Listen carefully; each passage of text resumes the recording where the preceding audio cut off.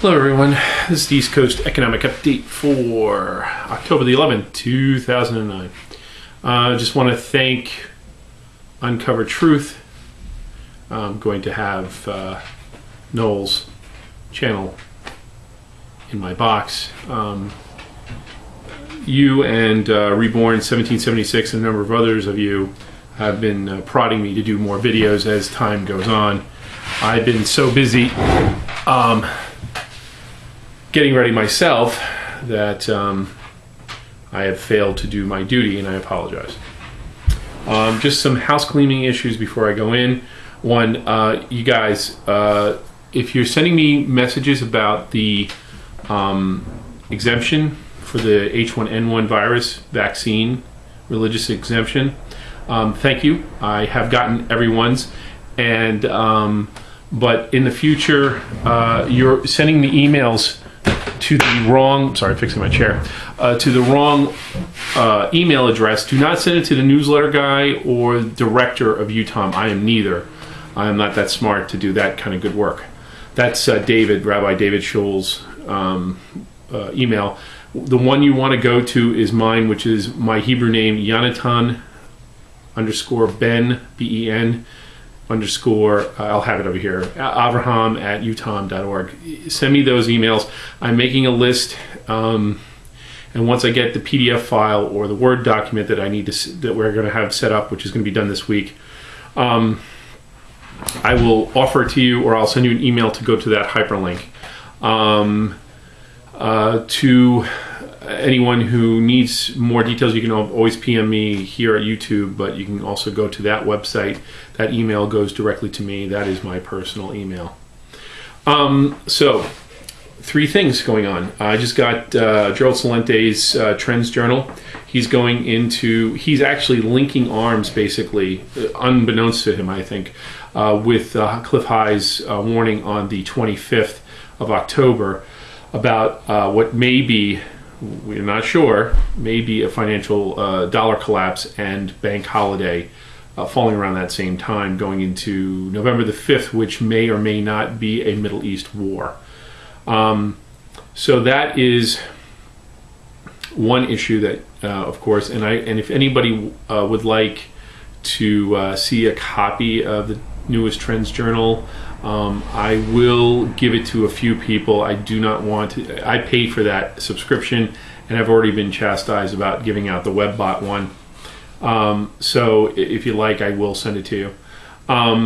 Also, we're gearing up for our other newsletter, which is going to come out around the 1st or 2nd of November. And I will also have an East Coast Economic Update on that, probably talking about what may be a Middle Eastern Armageddon. We don't know.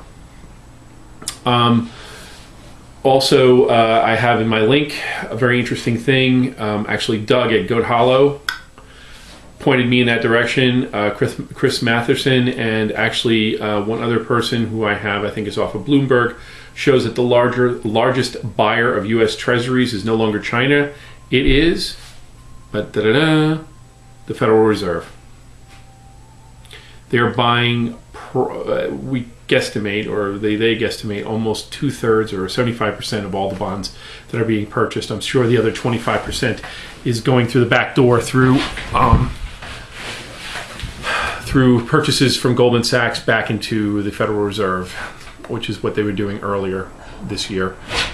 So now I'm leaving the remaining part of my time for this. My last video, I had said that we needed to go from an economy of scarcity to a resource economy, and a few of you indicated to me in so many words and directly that it's a form of socialism or communism. That is not correct.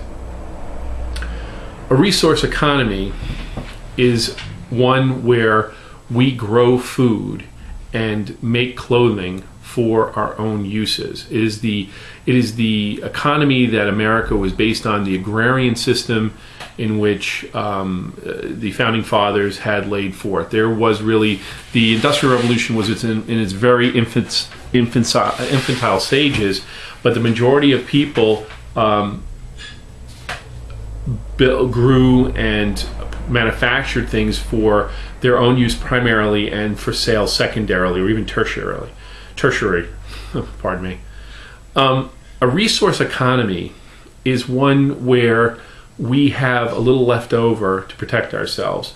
I will list over here, next to my head, I think, all the locations in the Torah, in the 5 books of the Hebrew Scriptures, where it indicates both harvesting food, putting a tenth away, and also what they call gleaning in Hebrew, in the Hebrew Scriptures, which refers to leaving a portion near the road of food like wheat, barley, fruit, and so forth, so that people who did not have it or do not have food would get it, and no one would question them because they would gather it up when they were when no one was around.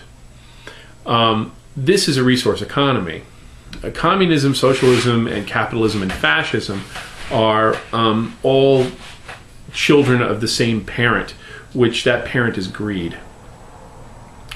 If we're coming from a position where we have enough and we're not buying stuff that we don't want with money that we don't have to enslave us with debt that doesn't exist, then we have an economy that's based on falsehoods, multiple falsehoods, and that's what we're living right now. Now, many times people have tried to amend these falsehoods so the lie, and to use a better term, would better the system, so it's more, egalitarian. But the system in and of itself is flawed. When you're coming from a position of scarcity, where I have it all, you have nothing, and you have no recourse, and you are now indebted to me, a person who will take advantage of you, another person, on a planet that doesn't belong to us and was created in spite of us. That is a lie. That's a huge lie. It's a system that lies. A true system, and I'm gleaning this, of course, from my religious background, but I think most people, regardless of their religious background or lack thereof, or atheist or whatever, would agree with the common sense that what is real is, your existence, your ability to produce something, the knowledge of production, which is having a piece of land growing vegetables, having sheep making, getting meat from that lamb, getting wool from that lamb, and so forth, and milk from a cow, and so on. I can go on ad nauseum about this. The point is that these things are easily gotten. And if you ask guys like Goat Hollow and Homestead Acres, the amount of work that's involved in producing all this stuff. I think Doug at Goat Hollow had told me that an entire day of taking care of goats and chickens and collecting the eggs takes a full 20 minutes a day.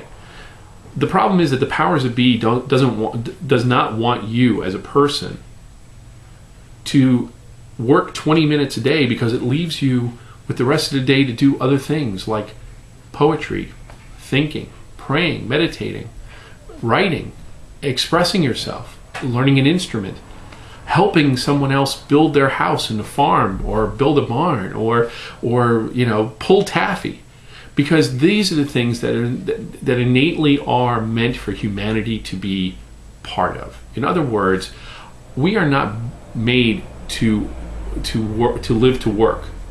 We work to live, and that amount of work that we're supposed to do, no matter where you are on this planet, unless you're in the desert somewhere, and maybe even there you probably wouldn't work as hard, is to produce enough bread labor, enough food labor for yourself to bring to the table and have a little left over or store for the winter. And the rest of your time is to better yourself and to better others.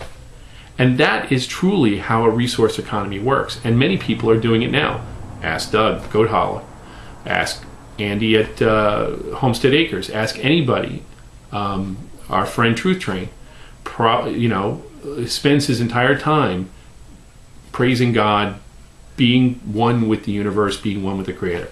So that is what a resource economy is like. It's not capitalism. It's reality, as opposed to what we're living now, which is a lie. All right, guys. Till next time. Peace.